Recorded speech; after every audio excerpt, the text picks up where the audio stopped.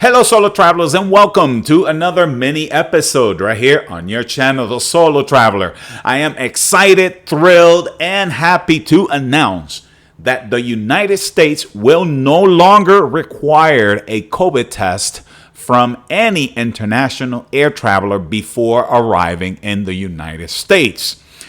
This announcement was made by the Biden administration along with the CDC based on their data, their science, and their numbers.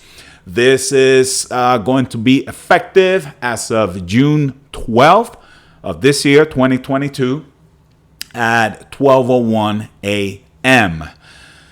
Now, personally, it feels like a step forward. It feels like we're making progress. It feels to me that we're moving on from the pandemic. Although I am aware that a lot of people lost a lot, this pandemic left many, many scars. Whether you lost a relative, a friend, co-worker, whether you lost your job or it hit you hard financially, I can identify, I understand. I lost a family member myself, so I can sympathize with a lot of people out there. However, the reason I made this video is to talk about the cost of these tests more than anything, besides to make the announcement.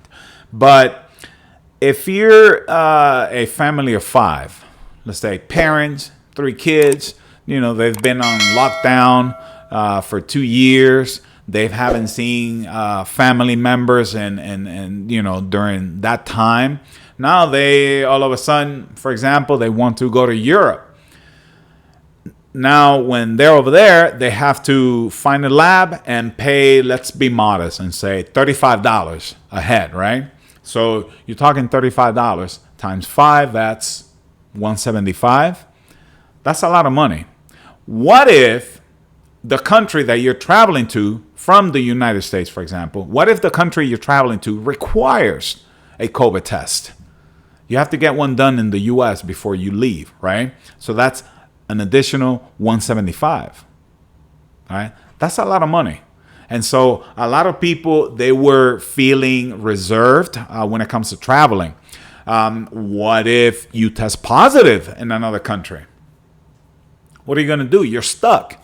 You have to go back to the United States. You have to go to work. Kids got to go to school. If that's your case, that's a lot. That's going to keep me from traveling.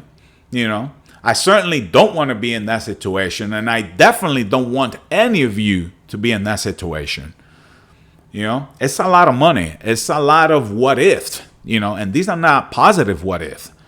It's a lot. And so the travel industry, specifically the airlines, they fought a lot, for good reason. A lot of people were not traveling internationally, at least, and so, taking that into perspective, this is some welcoming news. This is refreshing news, and that's why for me it feels like we're moving forward.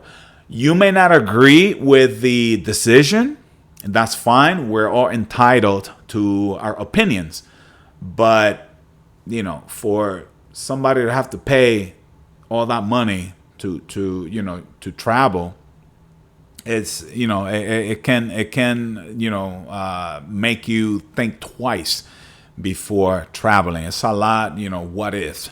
It's a lot of negative, association, especially if you test positive in another country. All right, so what do you all think about this?